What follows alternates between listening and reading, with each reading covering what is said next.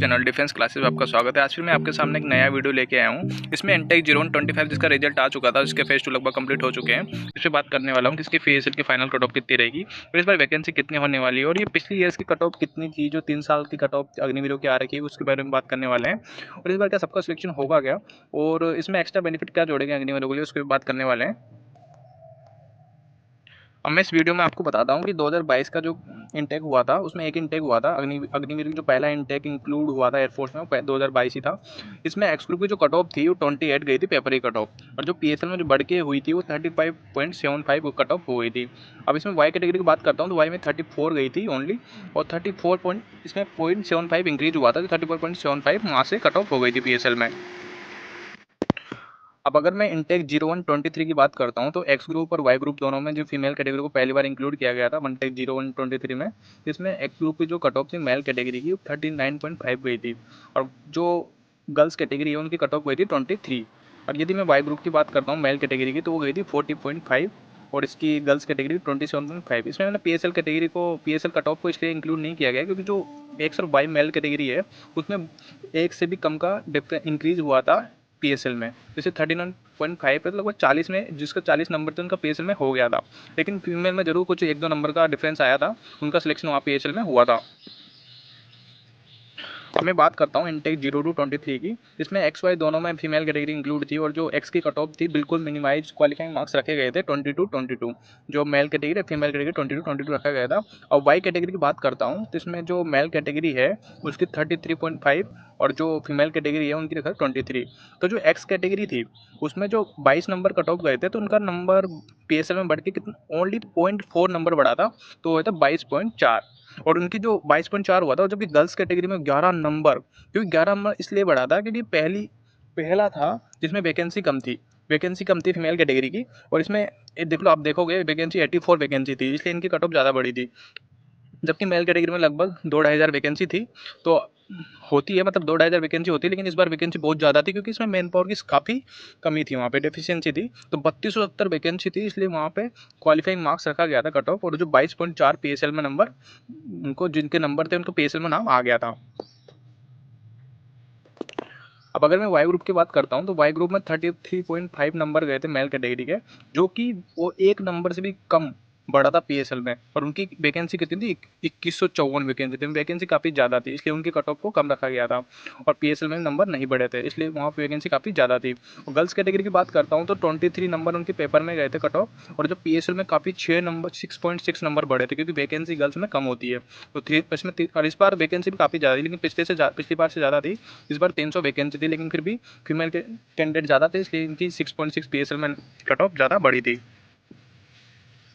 अब यदि मैं आगे चलता हूँ तो 0124 जो इंटेक हुआ था उसमें अगर एक्स ग्रुप की मैं कट ऑफ की बात करता हूँ तो जो पेपर में कट ऑफ थी ओनली 22 ही थी, जो पिछली बार 0223 में भी वही थी, सेम 22 एक्स ग्रुप की मेल एंड फीमेल की, और इस बार 22 इस बार भी रही थी। और जो पीएसएल में कट ऑफ इस बार बढ़ गई थी, उस टाइम नहीं बढ़ी थी, 22.4 रही थी, लेकिन इस बार हो गया था 36.21। क्यों हुआ था? क्योंकि पेपर का लेवल हार्ड था इसमें 22 वाले में, लेकिन वैकेंसी उससे भी कम थी, जो पहले हुआ था उससे भी वैकेंसी कम थी, इसलिए वहाँ पे वैकेंसी कम होने के कारण इसको बढ़ाया गया था, कट ऑफ को काफ़ी बढ़ाया गया था। अगर आप पिछले इंटेक से कंपैरिजन करोगे तो 3200 लगभग वैकेंसी थी, इस बार लगभग 1/3 वैकेंसी हो चुकी है उसकी, तो 1112 वैकेंसी थी इस बार, इसलिए इस कट ऑफ काफ़ी हाई रखा गया था। और इसे वाई ग्रुप की, जैसे इसमें गर्ल्स कैटेगरी की बात करता हूँ तो इसकी 22 से सीधा 9 नंबर बढ़ गया था, तो 33.38 पीएसएल में कट ऑफ गई थी, इसकी 75 इनकी वैकेंसी थोड़ी कम रहती है। और यदि अब मैं वाई ग्रुप की बात करता हूँ तो वाई ग्रुप की जो पेपर की कट ऑफ है वो 37.75 गई थी, और इसमें पीएसएल में बहुत कम नंबर बढ़े थे इसमें, क्योंकि पहले से हाई थी, तो इसमें एक नंबर लगभग बढ़ा था पीएसएल में, और इसमें भी वैकेंसी इस बार वाई ग्रुप की कम थी, 935 वैकेंसी थी। और गर्ल्स कैटेगरी बात करता हूँ, गर्ल्स कैटेगरी में जो पेपर की कट ऑफ है वो 31 गई थी, और 5.5 नंबर बढ़ के पीएसएल में 36.5 हो गई थी। इनकी वैकेंसी की बात करता हूँ तो 195 इनकी वैकेंसी थी। अब मैं बात करता हूँ 0125 इनटेक वाली, जो अभी इसका फेज 2 लगभग हो चुके हैं इसके, और इसका रिजल्ट आ चुका था। और इसकी अगर मैं कट ऑफ की बात करूँ तो अब लगातार अब 3 इनटेक देखोगे तो लगभग क्वालिफाइंग मार्क्स रखे गए इन्होंने 22-22, ये क्यों रखे गए हैं, इसका एक रीज़न भी है। एक तो पेपर का लेवल हार्ड है, इस वजह से रखा गया है, और इनको बच्चे लेने हैं। अगर मैं आपको, जो मैं खुद एयरफोर्स में सर्विंग हूँ, इस वजह से मैं आपको बता रहा हूँ कि मैन पावर का क्राइसिस अभी है यहाँ पे। तो इसलिए इस बार वैकेंसी भी काफ़ी हद से ज़्यादा होने वाली है। इसलिए यहाँ पे अगर कट ऑफ रखा गया तो मिनिमम रखी गई है 22, और गर्ल्स में भी मिनिमम 22 रखी गई है। और वाई ग्रुप की 34.75 पेपर में कट ऑफ है, और गर्ल्स की बात करूँ तो 33 कट ऑफ उनकी बताई गई यहाँ पे। अब यदि मैं एक्सपेक्टेड कट ऑफ की बात करता हूँ जो पीएसएल में रहेगी, तो जिनके नंबर 25 या अबोव है वो लगभग सेफ जोन में है। एक्स ग्रुप की बात कर रहा हूँ मेल कैटेगरी की, जिनके 25 या उससे अबोव है वो सेफ कैटेगरी में है यहाँ पे पीएसएल में। और यदि मैं वाई ग्रुप की बात करता हूँ तो वाई ग्रुप में जो पेपर की कट ऑफ 34.75 गई थी, तो यदि उनके 37 है, 37 या उससे अबोव है, वो बिल्कुल सेफ जोन में है। उनका मतलब श्योरली मेरे अकॉर्डिंग, यहाँ मैं बता रहा हूँ वैकेंसी ज़्यादा है, काफ़ी ज़्यादा है, तो उनके अकॉर्डिंग काफ़ी हद तक उनके चांसेस बनते हैं यहाँ पे। अब यदि मैं यहाँ फीमेल कैटेगरी की बात करता हूँ तो जो गर्ल्स में है इनकी वैकेंसी कम होती है, तो 27 या उससे अबोव है वो बिल्कुल सेफ जोन में है, और यहाँ पे 37 या अबोव है वो बिल्कुल सेफ जोन में है। अगर इस डाटा के रिलेटेड फिर भी कुछ आपके मन में डाउट है, आप कुछ मेरे को एक्स्ट्रा चीज़ें ऐड करना चाहते हो, तो आप कमेंट बॉक्स में बोल सकते हो या कुछ भी डाउट पूछ सकते हो। और अभी मैं खुद सर्व करता हूँ, तो मैं आपको यहाँ की मतलब जो वैकेंसी है, डेफिशिएंसी है, इसलिए आपको बता रहा था कि वैकेंसी काफ़ी ज़्यादा होने वाली है, क्योंकि यहाँ पे मैन पावर का क्राइसिस चल रहा है। अब यदि मैं आपको ऑफिशियल डेट बताता हूँ, जो ऑफिशियल एयरमैन की जो सीडी साइट है उस पर आएगी, सीएसपी की साइट है उस पर पीएसएल आएगी, उसकी 11 नवंबर को ऑफिशियल डेट बताई गई है।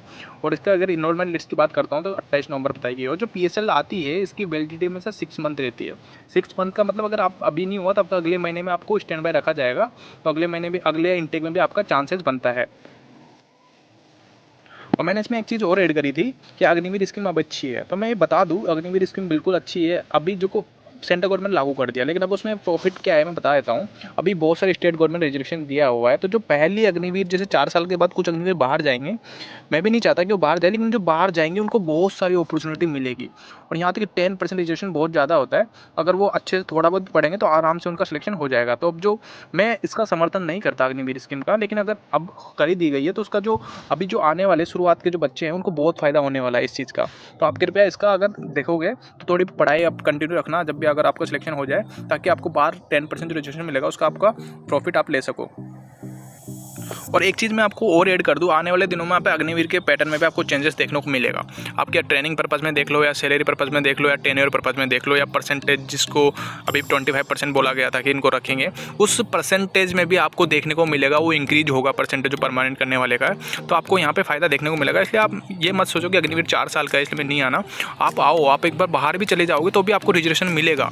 आप यहाँ पढ़ाई कंटिन्यू रखना, आपको ग्रेजुएशन डिग्री भी यहाँ पर दी जाएगी। तो आप इसको इतना बेकार ना समझे, आप इसको एक बार ज़रूर करें। फिर भी आपके मन में कोई डाउट है तो आप मेरे कमेंट बॉक्स में बोल सकते हो, या मैं आपको टेलीग्राम का लिंक दे दूँगा, आप वो ज्वाइन कर सकते हो, आप कोई भी डाउट पूछ सकते हो।